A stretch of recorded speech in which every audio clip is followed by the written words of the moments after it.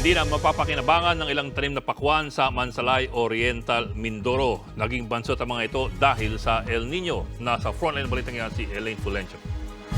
Sa unang tingin, hindi mo aakalaing pakwa ng bungang ito na nasa isang taniman sa barangay Don Pedro sa Mansalay Oriental, Mindoro. Sa sobrang liit nito, mapagkakamalan itong kamatis. Ang tanim na pakwan na yan ni Marvin, aanihin na sana sa susunod na buwan. Pero sa liit nito, hindi raw ito mapakikinabangan. Naging bansot ang mga tanim na pakwan dahil sa matinding tagtuyot. Gawa ng sobrang init, minsan magdidilig ka sa hapon, tuyo na. Hindi na nakasurvive yung mga tanim na pakwan. Hindi na po yung lalaki, ma'am, sa sobrang init, hindi na po yun. Untay-utay na namamatay yung mga puno niya. Tanging sa tubig ulan at balon lang sila umaasa dahil sa kawalan ng irigasyon sa kanilang lugar. Dati po, nakakapag second crop pa kami ng palay. Ngayon nga, gawa ng El Nino, gawa ng sabi namin, mabibitin na sa tubig. Kaya yun, pakwan ang tinanim, kaso hindi pa rin po kinahain ng tubig. Natutuyot pa rin siya.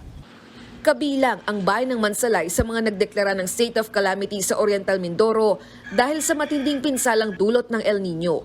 Umabot na sa 400 million pesos ang halaga ng pinsala sa mga pananim sa lugar.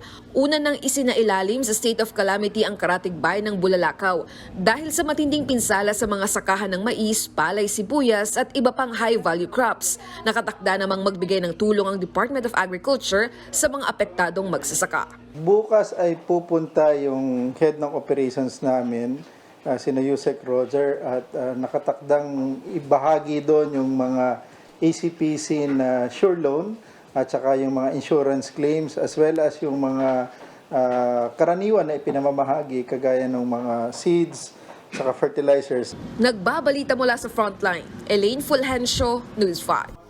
Mga kapatid, Ed Lingaw po, maging maalam at may pakialam sa mga napapanahong balita sa ating bansa. Para sa mas malalimang pagtalakay at paghimay sa mga issue at headlines, tumutok lamang at pag-subscribe sa social media pages ng News 5.